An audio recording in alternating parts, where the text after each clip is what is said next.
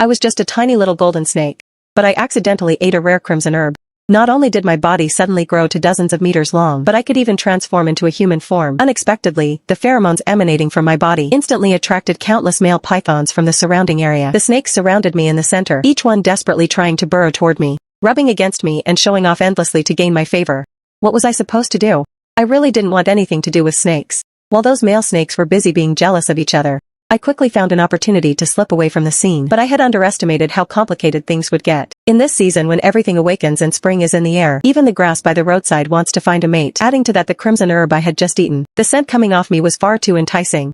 All those single male snakes within a several-mile radius caught the fragrance coming from my body and came burrowing toward me. With a formation like this, I truly couldn't escape even if I had wings. Just as I was worrying about how to get away, a cold huff suddenly reached my ears.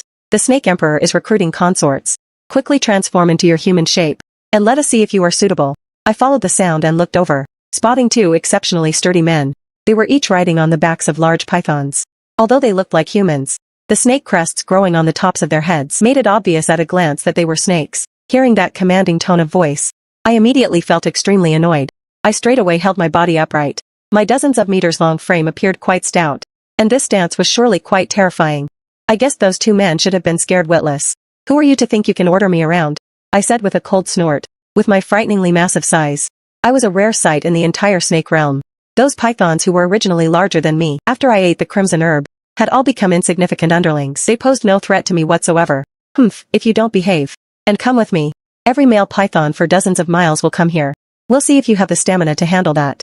As soon as those words were spoken, I immediately pulled back my neck in fright. Not daring to delay for even a second, I quickly transformed back into my human form. As a human, I looked petite and delicate again, and I put on a forced smile. Take it easy, lead the way. I'll go with you. They also gave a cold, dismissive smile in response. Suddenly, one of them raised his hand and patted his mount's head.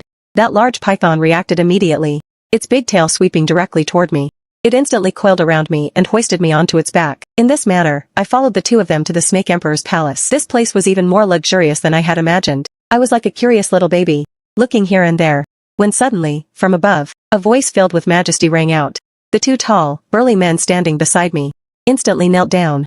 Greetings, Lord Snake Emperor. In the middle of this vast, empty hall stood a throne, on which sat a man dressed in black. Judging by his appearance, he looked no different from a normal human.